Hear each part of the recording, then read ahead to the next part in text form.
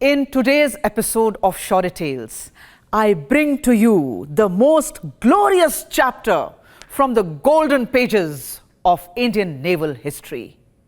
4 दिसंबर 1971 की वो रात पाकिस्तान कभी नहीं भूलेगा जब भारतीय नौसेना के जांबाजों ने कराची हार्बर को एक आग के गोले में तब्दील कर दिया था।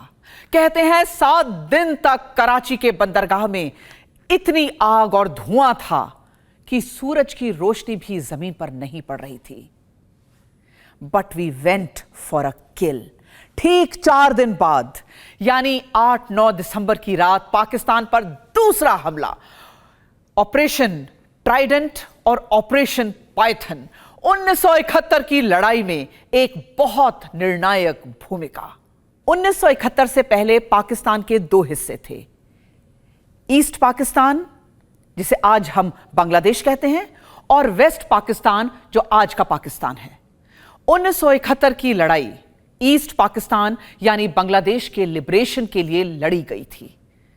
क्योंकि ये भारत के 2 ऑपोजिट बॉर्डर्स पर थे तो आपस में कांटेक्ट करने के लिए पाकिस्तान के पास 2 ही रास्ते थे। या तो उनके हवाई जहाज हिंदुस्तान के ऊपर से फ्लाई करते हुए ईस्ट पाकिस्तान आए, लेकिन क्योंकि यह जंग का समय था और हमारी एयरफोर्स दुश्मन देश पाकिस्तान के किसी भी जहाज को मार गिराती, इसलिए दूसरा रूट था समुद्री रास्ता। पाकिस्तान का सबसे बड़ा पोर्ट कराची, जहां से उनके शिप्स वेस्ट पाकिस्तान से लेकर ईस्ट पाकिस्तान यानी बांग्लादेश तक आसानी से सैनिक और जंगी सामान पहुंचा रहे थे। तो कराची पोर्ट को ब्लॉक करना हिंदुस्तान की जीत के लिए बहुत जरूरी था। 3 दिसंबर को पाकिस्तान ने जंग की शुरुआत कर दी। दुश्मन की वायुसेना ने ऑपरेशन चंगेज खान लॉन्च किया और उनके फाइटर जेट जहाज हमारे देश की सीमा में एयर स्ट्राइक करने लगे। हम तो चाहते ही थे कि जंग की शुरुआत पाकिस्तान करे, जिससे दुनिया को उसके नापाक इरादे साफ पता चल जाएं। और इस वजह से भी इंटरनेशनल सपोर्ट हमारे साथ हो गया। हालांकि जंग की शुरुआत पाकिस्तान ने करी, लेकिन हम पूरी तरह तैयार थे और ठीक उसी रात यानी 3-4 दिसंबर की रात इंडियन नेवी ने ऑपरेशन ट्राइडेंट लॉन्च किया, जिसका मकसद था कराची पोर्ट को बर्बाद कर देना और दुश्मन की सप्लाई लाइंस को ब्लॉक करना। यहां आपको थोड़ा सा बैकग्राउंड देती हूं। 1968 में इंडिया ने यूएसएसआर से 8 ओसा आई क्लास मिसाइल बोट्स खरीदी। इंडियन नेवी के कुछ सेलेक्टेड ऑफिसर्स और टेक्निकल टीम को इस न्यू टेक्नोलॉजी की मिसाइल बोट्स की ट्रेनिंग के लिए यूएसएसआर भेजा गया। 8 महीनों लंबी चली इस ट्रेनिंग में यह क्रू ओसा आई क्लास मिसाइल बोट के लिए पूरी तरह ट्रेन हुआ और साथ ही इतना लंबा समय रूस में बिताने के कारण उन्होंने रूसी भाषा भी सीख ली। कहानी में मैं आपको बताऊंगी कि रशियन भाषा की इस जानकारी का इस्तेमाल हमने जंग में कैसे किया। तो ओसा का रूसी भाषा में मतलब होता है वास्प यानी मधुमक्खी, और अपने नाम के ही अनुसार लेंथ में सिर्फ 35 मीटर लंबी ये स्पीड बोट्स जैसी छोटी होने के बावजूद गजब की खतरनाक थी। कैसे? पहला रीजन, ये बोट्स स्टिक्स मिसाइल से लैस थी जो शिप टू शिप मार कर सकती थी।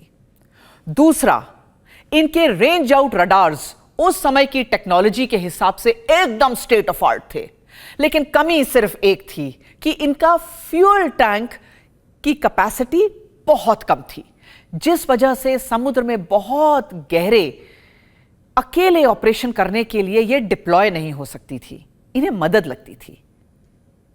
एक इंफॉर्मेशन और आपको देती हूं, भारतीय नौसेना के हर शिप, हर बोट, हर इंस्टॉलेशन को आईएनएस यानी इंडियन नेवल शिप कहा जाता है। तो प्लान के मुताबिक 3-4 दिसंबर की गहरी रात ऑपरेशन ट्राइडेंट लॉन्च हुआ। 2 बड़े शिप्स नाम था INS किल्टन, यानी इंडियन नेवल शिप किल्टन, और INS कच्छल। इन 3 ओसा आई क्लास मिसाइल बोट्स को टो करते हुए यानी खींचकर मुंबई हार्बर से बाहर निकले। इन 3 बोट्स के नाम थे INS निपट, INS वीर और INS निर्घट। रात की स्याह चादर ओढ़े ट्राइडेंट यानी त्रिशूल की तरह ये killers top secret operation Trident के लिए कराची पोर्ट की ओर आगे बढ़ने लगे। प्लान हुआ कि रेडियो साइलेंस मेंटेन करते हुए ये तीनों मिसाइल बोट्स को पाकिस्तान की मैरीटाइम बाउंड्री तक ले जाया जाएगा, जहां से ये तीर की तरह कराची हार्बर पहुंचेंगी और ज्यादा से ज्यादा नुकसान पहुंचाकर वापस आएंगी। जरूरत पड़ने पर ही रेडियो कम्युनिकेशन ऑन किया जाएगा, और वो भी रूसी भाषा में। क्यों? जिससे इस रेडियो मैसेज को पकड़ने पर भी दुश्मन कंफ्यूज हो जाए और रूसी भाषा को डिकोड करने में उसे समय लगे। तो देखिए, ट्रेनिंग के दौरान सीखी गई रूसी भाषा का क्या बढ़िया इस्तेमाल किया। एज पर प्लान दुश्मन का ध्यान बटाने के लिए इंडियन एयरफोर्स के हंटर स्क्वाड्रन ने कराची पोर्ट पर सरप्राइज एरियल अटैक किया। दुश्मन के समुद्री इलाके में नौसेना के जाबाज मिशन में बहुत खतरा था। उस दिन हमारी मिसाइल बोट्स के ऊपर कभी भी पाकिस्तानी एयरफोर्स का अटैक आ सकता था, या गहरे समुद्र में घात लगाए बैठी दुश्मन की सबमरीन भी उन्हें निशाना बना सकती थी। पर आज ये परवाने कफन बांधकर आगे निकले थे। INS निर्घट के रडार में एक बड़े टारगेट को लॉक किया, और यह था एक बहुत बड़ा destroyer, Pakistan naval ship Khyber. Nirghat ने टारगेट लॉक किया और पहली स्टिक्स मिसाइल दाग दी। निशाना अचूक था। डिस्ट्रॉयर शिप खैबर का बॉयलर बर्स्ट हो गया। शिप में पानी भरने लगा। दुश्मन को लगा कि यह इंडियन एयरफोर्स की बॉम्बिंग है, और उन्होंने अपनी अपनी एंटी एयरक्राफ्ट गन से हवाई फायरिंग शुरू कर दी। What an element of surprise. एक पाकिस्तान का रेडियो मैसेज इंटरसेप्ट किया गया जो कहता था, मे डे PNS खैबर पर इंडियन एयरफोर्स का अटैक हुआ है। देखते देखते भारी गड़गड़ाहट के साथ खैबर नाम का यह डिस्ट्रॉयर जहाज 2 हिस्सों में टूट गया और डूबने लगा। हर ओर हाहाकार मच गया, और फिर उन्होंने देखा सामने एम्यूनिशन और गोले बारूद से लदा हुआ एक बहुत बड़ा मर्चेंट वेसल, नाम वीनस चैलेंजर था, और पाकिस्तान नेवी का माइन स्वीपर जहाज मुहाफिज खड़ा था। हमारी छोटी छोटी ओसाई क्लास मिसाइल बोट्स ने स्टिक्स मिसाइल से फायर करते हुए उन्हें अपना निशाना बनाया। ये बहुत इंपॉर्टेंट टारगेट थे। एक जहाज में पाकिस्तानी सेना के लिए गोला बारूद था, और दूसरा जहाज तो समुद्र की सतह में माइंस क्लियर करने वाला जहाज था। दुश्मन का हौसला पस्त होने लगा। इससे पहले पाकिस्तानी कुछ समझ पाते, मिशन लीडर कमांडर यादव एक डेयर डेविल एक्ट करते हुए आगे बढ़े। मिसाइल बोट INS निपट को हार्बर के बहुत पास तक लेकर गए और कराची पोर्ट के बड़े बड़े ऑयल टैंक्स को स्टिक्स मिसाइल से बॉम्ब कर दिया। भयानक धमाका हुआ और कराची हार्बर एक आग के गोले में तब्दील हो गया। दुश्मन की अफरा तफरी, ऑयल टैंकर्स की भीषण आग, समुद्र में डूबते जहाजों के बीच रेडियो साइलेंस ब्रेक करते हुए मिशन कमांडर ने तीनों बोट्स को एक कोड वर्ड बोला, अंगार, यानी मिशन अकम्प्लिश्ड एंड रिटर्न। तीर की तरह ये बोट्स वापस मुड़ी, सही सलामत मुंबई हार्बर की ओर वापस बढ़ चली, जहां इन्हें हीरोज का वेलकम मिला। और फिर डेथ किल। ठीक 4 दिन बाद, यानी 8 और 9 दिसंबर की रात, इंडियन नेवी ने दुश्मन की कमर पूरी तरह से तोड़ दी।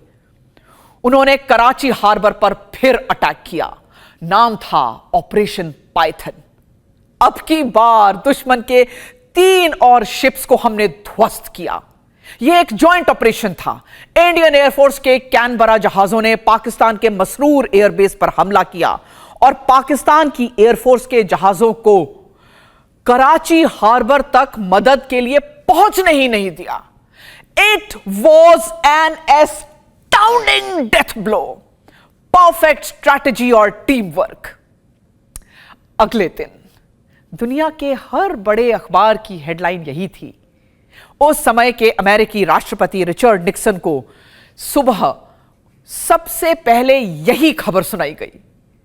रशियंस भी चकित थे कि जिस ओसा आई क्लास बोट को शिप टू शिप मारने के लिए डिजाइन किया गया, कैसे इंडियन नेवी ने उसे समुद्र से जमीनी टारगेट्स पर अटैक के लिए सक्सेसफुली इस्तेमाल किया और उन्होंने हमें कॉन्ग्रेचुलेट किया।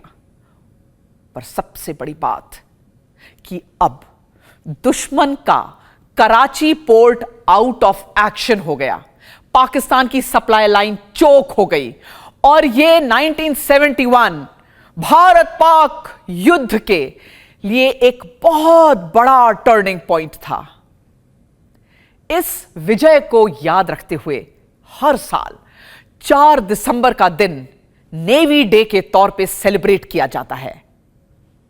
अदम्य साहस और शौर्य के लिए मिशन लीडर कमांडर बीबी यादव को महावीर चक्र और तीनों मिसाइल बोट्स के कैप्टन्स को वीर चक्र से सम्मानित किया गया।